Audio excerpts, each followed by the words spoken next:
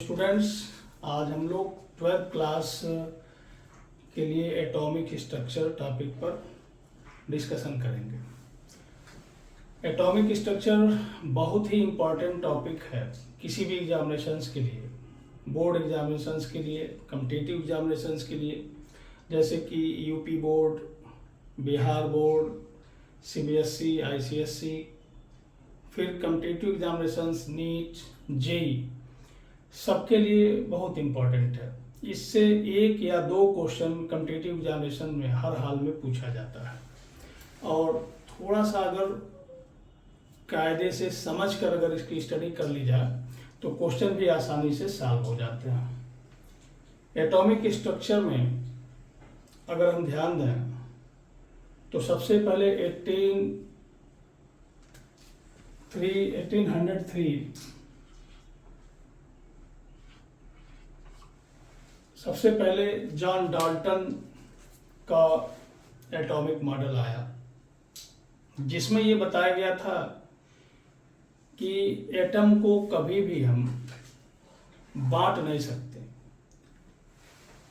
Atom को तोड़ा नहीं जा सकता, एटम ही सबसे सूक्ष्म पार्टिकल होता है। लेकिन धीरे धीरे 1898 इस समय इलेक्ट्रॉन की खोज हुई और ये पता चला कि एटम भी कुछ पार्टिकल से मिलकर बना हुआ है। फिर धीरे धीरे करके एटॉमिक मॉडल, जो आधुनिक एटॉमिक मॉडल है, वो आना शुरू हुए। 1904 इस समय थॉमसन का परमाणु मॉडल आया, जिसमें थॉमसन ने ये बताया कि एटम एक सॉलिड स्फीयर जैसा है जिसमें पॉजिटिव चार्ज और मास यूनिफॉर्म रूप से डिस्ट्रीब्यूट होते हैं और जो इलेक्ट्रॉन हैं जगह जगह इस तरह से एडजस्ट होते हैं, जैसे जो तरबूज होता है, वाटरमेलन होता है, उसके जो बीज होते हैं जगह जगह इस तरह से वह इलेक्ट्रॉन व्यवस्थित होते हैं। इसे पंप पुडिंग मॉडल भी कहा जाता है इसी वजह से। इसमें थॉमसन के एटॉमिक मॉडल के जरिए thermal emission, ionisation, stability of atom, in characteristic का एक्सप्लेनेशन बड़े आसानी से कर दिया गया। लेकिन हाइड्रोजन में स्पेक्ट्रम में प्राप्त होने वाले लाइंस, इन सब चीजों की व्याख्या इसके द्वारा नहीं किया जा सका। फिर उसके बाद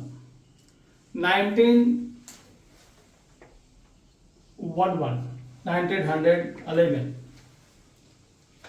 रदरफोर्ड के दो एसोसिएट्स गैगर और मार्शलन ने रदरफोर्ड के सजेशन से अल्फा पार्टिकल स्कैटरिंग एक्सपेरिमेंट किया। इस एक्सपेरिमेंट में गोल्ड फॉयल लिया गया और उस पर अल्फा पार्टिकल का बम्बार्डमेंट कराया गया और फिर देखा गया कि क्या हो रहा है। उसमें बहुत सारे जो रिजल्ट मिले, उस रिजल्ट से रदरफोर्ड ने अपना एटॉमिक मॉडल दिया। तो अल्फा पार्टिकल स्कैटरिंग एक्सपेरिमेंट हम लोग इस पर सबसे पहले डिस्कशन करेंगे। 1911 रदरफोर्ड के द्वारा, ये रदरफोर्ड का स्कैटरिंग एक्सपेरिमेंट कहा जाता है। इसमें जब गोल्ड फॉयल पर अल्फा पार्टिकल का बम्बार्डमेंट किया गया तो सबसे पहले कि कुछ ऐसे अल्फा पार्टिकल थे जो बिना डिफ्लेक्शन के ही आगे निकल गए, जैसे कि ये आप देख रहे हैं, इसमें डायग्राम से समझाने की कोशिश की गई। ये दोनों ऐसे बहुत सारे अल्फा कण थे, कुछ ऐसे थे जो सीधे ही निकल गए, उनमें कोई डिफ्लेक्शन नहीं हुआ। इससे रदरफोर्ड ने यह कंक्लूजन निकाला, यह निष्कर्ष निकाला कि the whole of positive charge must be concentrated in a very small space, यानी एटम का जो बहुत छोटा सा स्पेस है उसी में सारे जो पॉजिटिव चार्ज हैं कंसंट्रेटेड है। फिर क्या देखा गया, some of the alpha particle were scattered at angle greater than 90 degree and some of alpha particle were deflected at small angles, that is it was reflected by positive charge also. मतलब क्या हुआ कि कुछ ऐसे थे जो बहुत छोटे एंगल से डिफ्लेक्टेड हो गए, अपने जो पाथ था उससे डेविएट हो गए, जैसे कि यहाँ पे दिखाया गया है। तो ये इससे क्या कंक्लूजन निकल के आया, इसमें रदरफोर्ड ने बताया कि पहला जो 1 मिनट हम पहले वाला एक्सप्लेनेशन हम फिर से बता देते हैं। इसमें जो बहुत सारे अल्फा कण सीधे निकल गए, उससे कंक्लूजन क्या निकल के आया कि atom is mostly hollow inside, अंदर से एटम क्या है, पूरा का पूरा खाली है, खोखला है।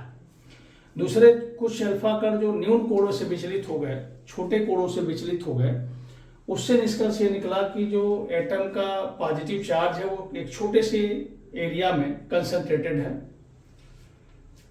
आगे जब बढ़ते हैं तीसरा, तो कुछ अल्फा कण ऐसे थे जो 90 अंश से अधिक कोणों पर विचलित हो गए, लेकिन 20,000 में से एक अल्फा कण ऐसा भी निकला जो अपने पाथ से सीधे ही वापस लौट आया, यानी उनका जो डिविएशन एंगल है या स्कैटरिंग एंगल है वह 180 डिग्री है, जैसे कि ये यहाँ पे दिखाया गया।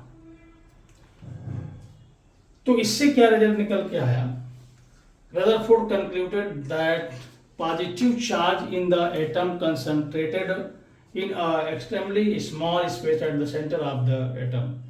मतलब क्या हुआ कि टोटल पॉजिटिव चार्ज एटम के सेंटर में बहुत छोटे से जगह में केंद्रित है।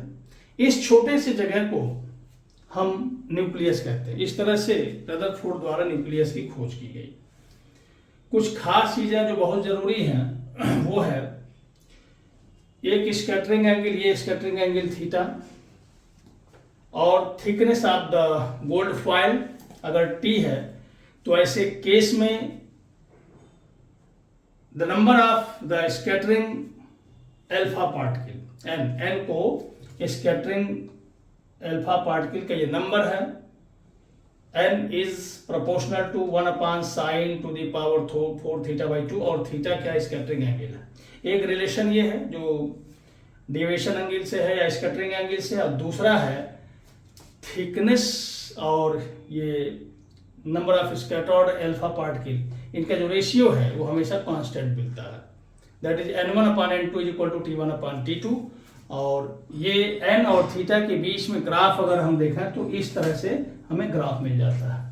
तो ये बहुत ही इंपॉर्टेंट है, ये एक्सपेरिमेंट भी पूछा जाता है बोर्ड्स में, और इस पर तमाम क्वेश्चंस आते हैं। अब इसके बाद हम लोग इस पर क्वेश्चन देखेंगे।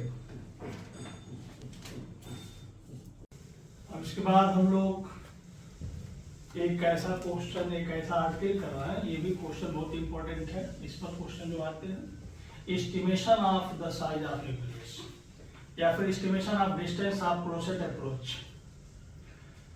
अब आपको ये पता है कि लगभग 20,000 में से एक अल्फा पार्टिकल अपने पाथ से ही सीधे वापस लौट जाते हैं। अब कौन सा अल्फा पार्टिकल अपने पाथ से सीधे वापस लौटता है? जिसकी जो वेलोसिटी है मैक्सिमम होती है। पहली बात तो ये जो सीधे ही होके एकदम सीधे न्यूक्लियस के हेड ऑन कॉलिशन करता, सीधे टक्कर करता, वही वापस लौटता है। तो अब हो क्या रहा है ये हमें समझना है। अल्फा पार्टिकल के पास पॉजिटिव चार्ज है और न्यूक्लियस के पास भी पॉजिटिव चार्ज है। तो पहले से आप जानते हैं पॉजिटिव चार्ज दोनों अगर हैं तो उनके बीच में रिपल्सन फोर्स काम करेगा। ऐसे केस में अल्फा पार्टिकल और न्यूक्लियस की तरफ जा रहा है अल्फा पार्टिकल, तो दोनों के बीच में रिपल्सन है। अब फिर भी नजदीक जाएगा, कब जाएगा? जब उसके पास काइनेटिक एनर्जी होगी। तो अल्फा पार्टिकल के पास काइनेटिक एनर्जी है और उस काइनेटिक एनर्जी की वजह से वो आगे की तरफ बढ़ता जा रहा है। लेकिन जैसे जैसे डिस्टेंस छोटा होता जा रहा है वैसे वैसे काइनेटिक एनर्जी उसकी पोटेंशियल एनर्जी में बदलती जा रही है। एक समय ऐसा आता है जहां से वो वापस लौटता, पहले चलता जाएगा, रुकने के बाद ही वापस लौटेगा, तो जहां पे वो रुकता है वहां की कंडीशन क्या है कि वहां पर जो काइनेटिक एनर्जी है टोटल पोटेंशियल एनर्जी में बदल जाती है। तो at the distance of closure approach the kinetic energy of the alpha particle is equal to potential energy of the system of alpha particle and nucleus। Nucleus और alpha particle का जो system बन रहा है उसकी पोटेंशियल एनर्जी के equal हो जाता है। अब हम क्या करेंगे, पोटेंशियल एनर्जी का फार्मूला हमें मालूम होना चाहिए।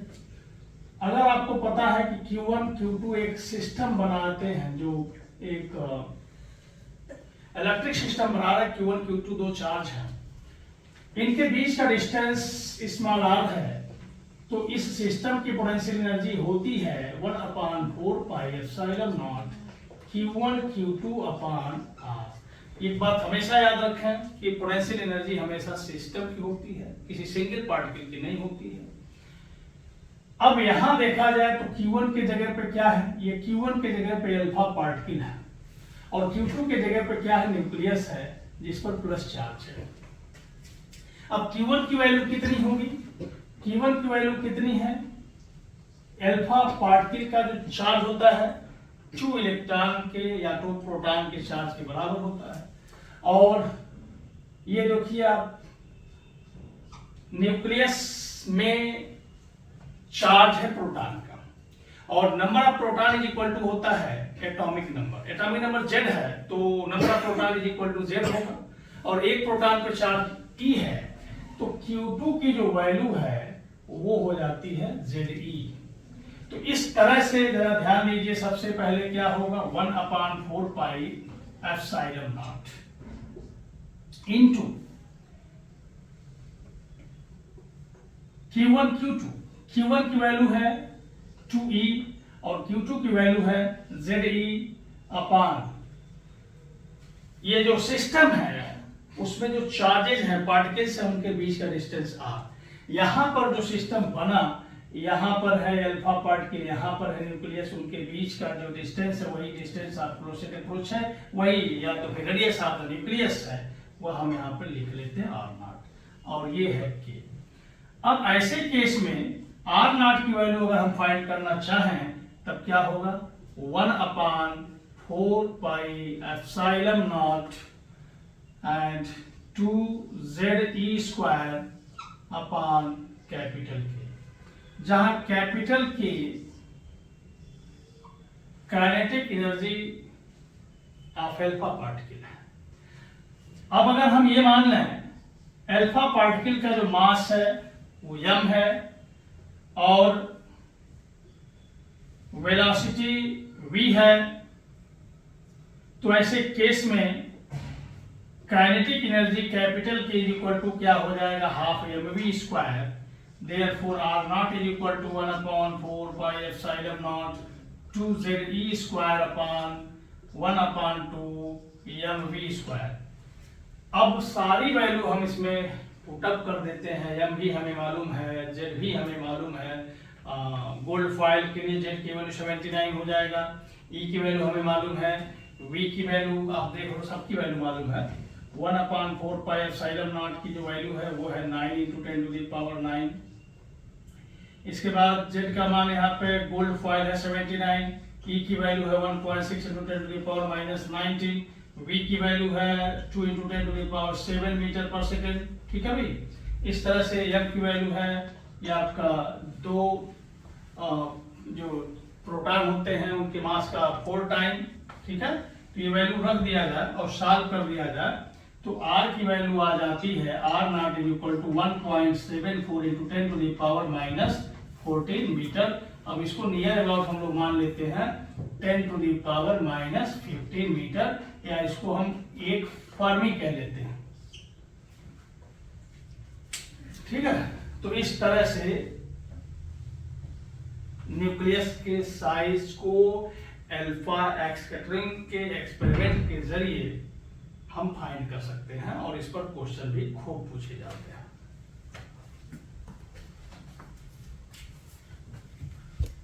आप देखा इसमें एटॉमिक स्ट्रक्चर का यूपी बोर्ड का जो क्वेश्चंस है उसको देखना। 2022 और 2000 में ये क्वेश्चन पूछा गया, describe in short Rutherford's experiment on the scattering of alpha particles, what conclusions are obtain from इट। जो अभी हमने कराया पूरा जो बताया है वही पूरा क्वेश्चंस वही को आपको डिस्क्राइब कर देना कंप्लीट। 2019 में पूछा हुआ है, briefly describe the Rutherford's alpha particle scattering experiment, what conclusions they draw about the structure of the atom। अब इसके बाद हम बात अगर करते हैं तो 2018 में फिर क्वेश्चन पूछा है कि what informations were obtained from the structure of atom by the Rutherford's alpha particle scattering experiments। ठीक है, अब हम बात करते हैं सीबीएसई बोर्ड की। तो सीबीएसई बोर्ड में भी ये क्वेश्चन पूछा गया 2019 में, explain briefly how Rutherford scattering experiment of alpha particle by a target nucleus can provide information on the size of the nucleus. तो साइज ऑफ न्यूक्लियस हम लोग थोड़ा सा आगे पढ़ने वाले हैं। इसके बाद आगे फिर पूछा हुआ है सीबीएसई बोर्ड में, draw schematic arrangement of the Geiger-Marsden experiment for studying alpha particle scattered by a thin foil of gold. Describe briefly by drawing trajectories of the scattering alpha particle how this study can be used to estimate the size of the nucleus। size of nucleus हम लोग इसी के just बाद पढ़ने वाले हैं, लेकिन ये आपको इतने क्वेश्चंस आपको दिख गए UP board CBSE board.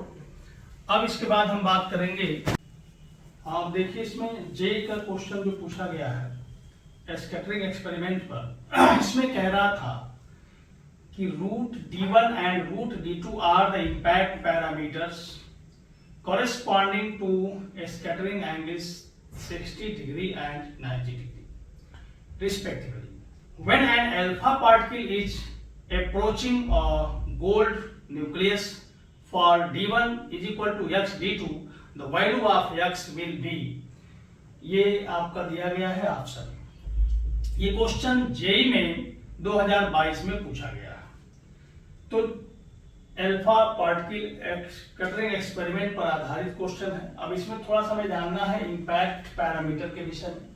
Impact parameter है b equal to Z square cot theta 2 cot theta upon 2 4 pi epsilon naught E के kinetic energy of maximum kinetic energy of alpha particle है, z एटॉमिक नंबर है, e mass of electron है और 1/4 pi epsilon naught coulomb constant है। ये सब आप जानते हैं, ये सब कांस्टेंट हो गया।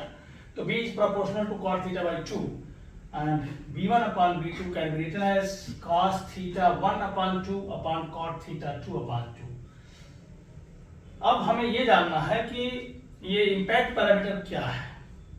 इम्पैक्ट पैरामीटर है the distance between velocity vector and perpendicular distance. ये देखो परपेंडिकुलर डिस्टेंस है वेलोसिटी वेक्टर से अल्फा पार्टिकल के और जो न्यूक्लियस का जो एक तरह से देखा जाए उसका एक्सिस है न्यूक्लियस का, उसके बीच का डिस्टेंस, यह परपेंडिकुलर डिस्टेंस b हो गया। ठीक है, तो अब आइए अब देखा जाए ये क्वेश्चन, हम पहले फार्मूला अप्लाई कर लेते हैं। b1 upon b2 is equal to cot theta 1 upon 2 upon cot theta 2 upon 2। अब b1 के जगह पर क्या दिया है? b1 के जगह पर दिया है रूट d1 और b2 के जगह पर दिया है रूट d2। इम्पैक्ट पैरामीटर को ही √d1 √d2 दिया हुआ है, तब हमें लिखना पड़ेगा √d1 upon √d2 is equal to cot θ1/2। अब हम यहाँ वैल्यू रखेंगे। θ1 की वैल्यू दिया है 60 डिग्री, θ2 की वैल्यू दिया है 90 डिग्री। अब हम 60/2 जब करेंगे तो ये 30 हो जाएगा, और ये 90/2 करेंगे तो 45 डिग्री हो जाएगा।